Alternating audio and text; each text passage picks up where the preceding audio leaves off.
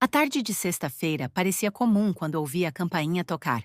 Eram 17 horas e 45 minutos, e eu acabara de sair do banho depois de um dia exaustivo no trabalho. Enrolada na toalha, com os cabelos ainda pingando água morna sobre meus ombros, caminhei até a porta do nosso apartamento. Ou melhor, do que eu acreditava ser nosso apartamento. Abri a porta e senti meu estômago contrair. Ali estava Ozira, minha sogra, com 3 malas grandes ao seu lado, uma expressão de satisfação estampada no rosto enrugado. Aos 67 anos, ela mantinha aquela postura altiva, o queixo erguido, como se o mundo inteiro lhe devesse reverências.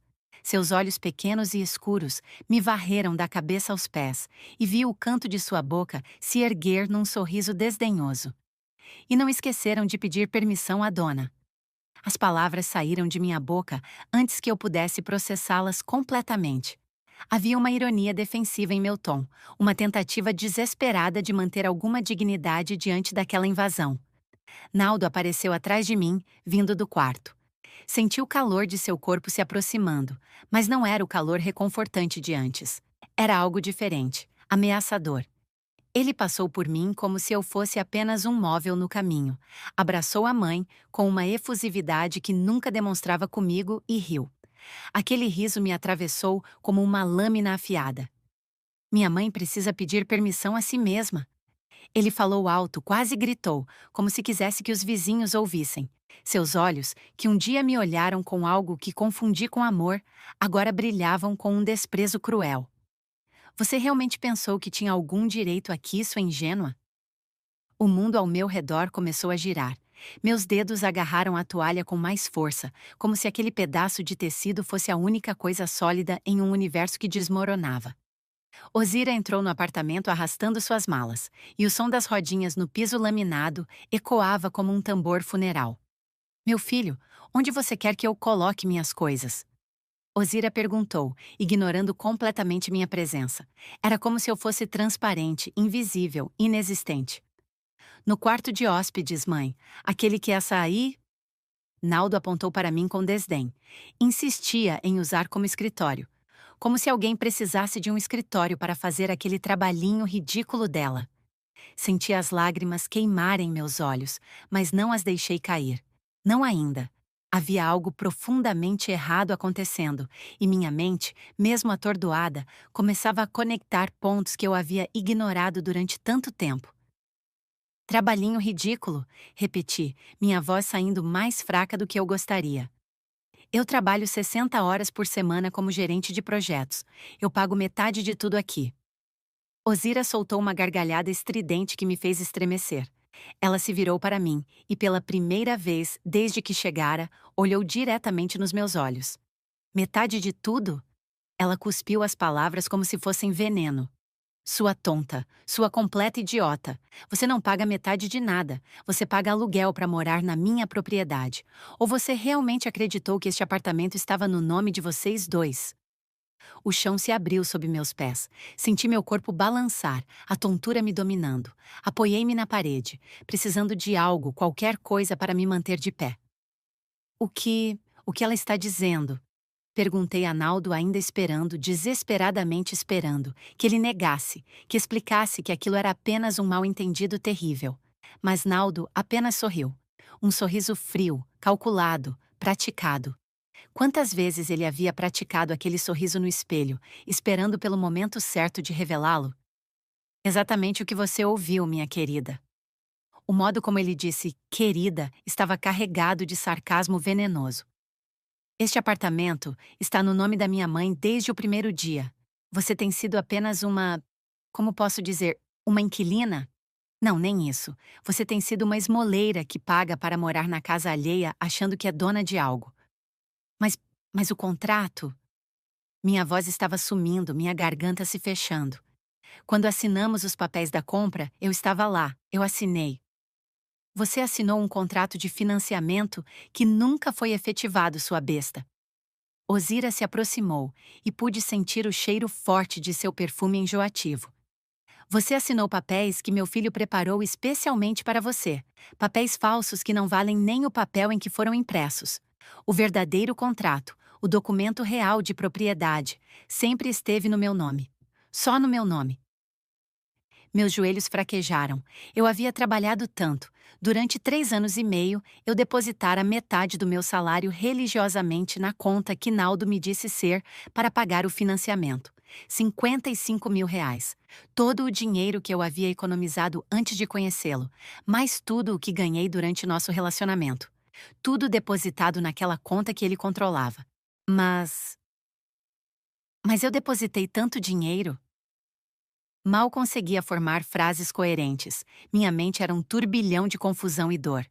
Ah, sim, o dinheiro. Naldo se serviu de uísque, o líquido âmbar caindo no copo com uma tranquilidade obscena diante do meu desespero. Esse dinheiro pagou as contas de minha mãe, reformou a casa dela no interior, comprou o carro dela. Você bancou a vida confortável da minha família enquanto se achava dona de algo. Patética. Cada palavra era uma facada. Cada sílaba abria uma nova ferida em meu peito. Eu havia sido enganada. Completamente, absolutamente enganada. E o pior, eu havia sido enganada por amor. Ou pelo que eu pensei ser amor. Você. Tentei encontrar palavras, qualquer palavra que pudesse expressar a magnitude da traição que eu estava sentindo. Vocês planejaram isso desde o início? Desde o início? Ozira riu novamente, sentando-se no sofá, no meu sofá que eu comprei, com uma familiaridade ofensiva. Meu filho conheceu você numa festa há 4 anos. Você, com aquela sua cara de coitada, seus olhos de cachorro abandonado, toda desesperada por atenção. Foi fácil demais. Ele viu uma presa fácil e atacou. E você, idiota completa, caiu como uma patinha ingênua. As lágrimas finalmente caíram. Não pude mais segurá-las. Escorreram quentes pelo meu rosto, carregando consigo pedaços da minha dignidade. Mas mesmo chorando, mesmo sentindo meu coração se despedaçar em milhões de fragmentos irreparáveis, uma parte de mim, pequena, mas ainda viva, se recusava a aceitar completamente aquela derrota. Então, então eu vou embora. Minha voz saiu trêmula, quebrada. Vou pegar minhas coisas e... Suas coisas? Naldo interrompeu, colocando o copo na mesa com força suficiente para fazer um barulho alto. Que coisas? Tudo aqui foi comprado com o dinheiro que você depositou na conta, certo? O dinheiro que era meu, já que você estava pagando pelo privilégio de morar aqui. Então, tecnicamente, nada aqui é seu. Isso não. Isso não pode ser legal. Argumentei fracamente, mesmo sabendo que tinha pouco conhecimento sobre leis. Eu posso processar vocês, eu posso. Pode tentar, queridinha. Ozira examinou as unhas, entediada com minha agonia. Mas você vai gastar o pouco dinheiro que te resta em advogados. Vai perder porque não tem provas de nada, já que tudo foi feito certinho, legalmente. E no final, vai ficar sem nada mesmo. É melhor aceitar sua derrota e sair daqui com o mínimo de dignidade que ainda te resta. Se é que te resta alguma. Olhei ao redor do apartamento. Cada canto guardava uma memória. Ali estava o vaso que eu comprara num sábado ensolarado, imaginando que encheria de flores frescas para alegrar nosso lar. Lá estava a estante que eu montara sozinha, orgulhosa de minha independência.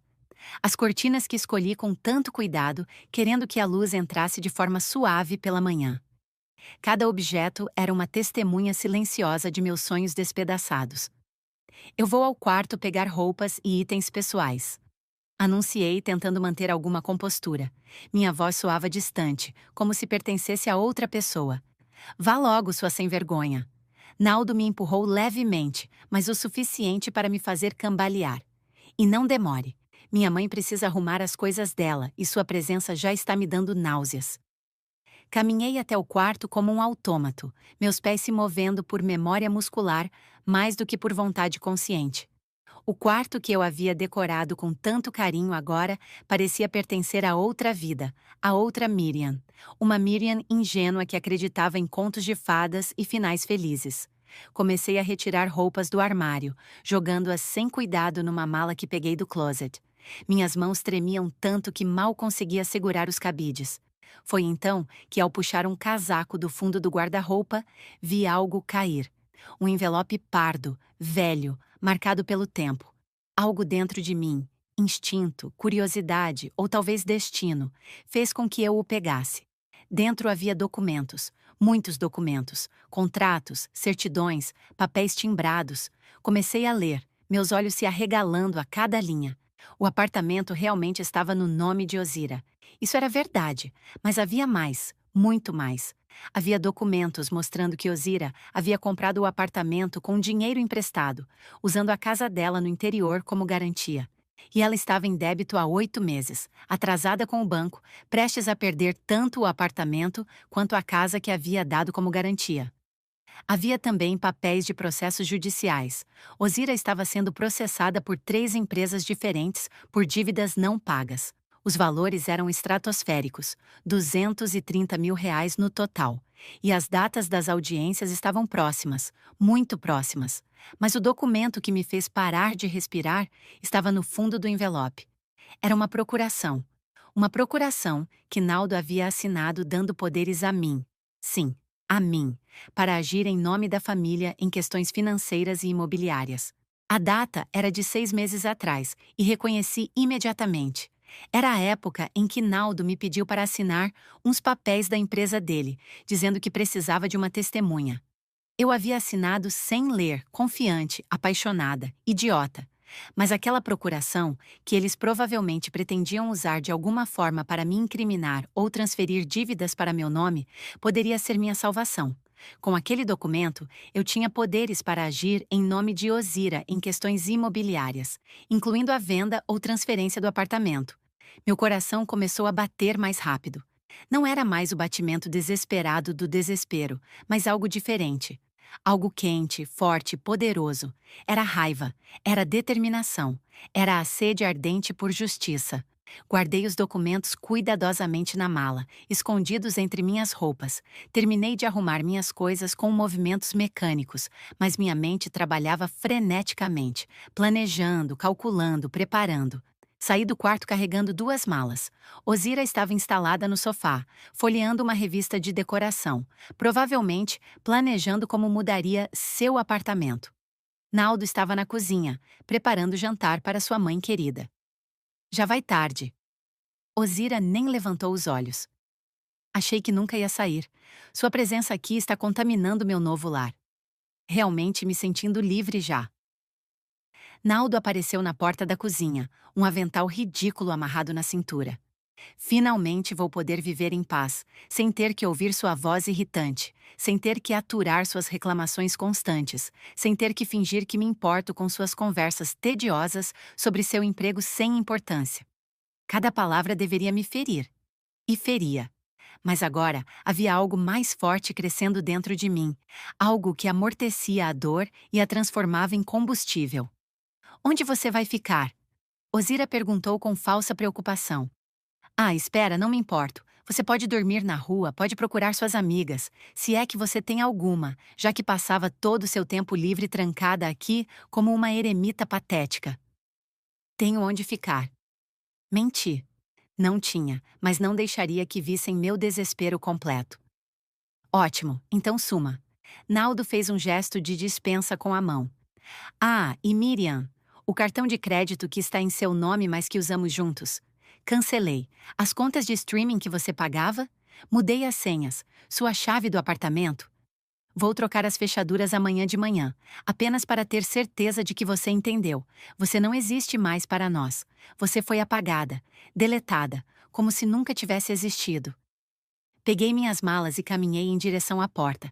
Cada passo era pesado, carregado com o peso de todas aquelas revelações, de toda aquela crueldade. Minha mão tocou a maçaneta. Ah, Miriam! A voz de Ozira me fez parar. Virei-me. Ela havia se levantado e caminhava em minha direção, um sorriso malicioso no rosto.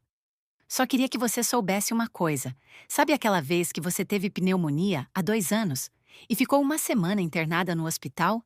Lembrava-me perfeitamente. Havia sido terrível.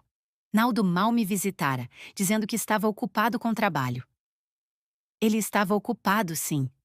Ozira continuou, lendo meus pensamentos em meu rosto. Ocupado me ajudando a escolher móveis para o apartamento. Rimos muito naquela semana, eu e meu filho, planejando como você era patética, como você acreditava em cada mentira, como você era nossa marionete perfeita. Até bebemos champanhe para comemorar como o plano estava funcionando perfeitamente. A crueldade daquilo me cortou mais fundo do que qualquer outra coisa. Enquanto eu lutava pela vida numa cama de hospital, sozinha, assustada, eles celebravam minha estupidez. Vocês são monstros. As palavras saíram em um sussurro áspero. Não, querida. Naldo se aproximou, colocando um braço protetor ao redor dos ombros de sua mãe. Nós somos espertos. Você é que é burra. Há uma diferença enorme. Abri a porta e saí. O corredor do prédio nunca me parecera tão frio, tão estéril, tão vazio. Ouvi a porta se fechando atrás de mim com um clique final, definitivo. Desci as escadas, me recusei a esperar pelo elevador e saí do prédio.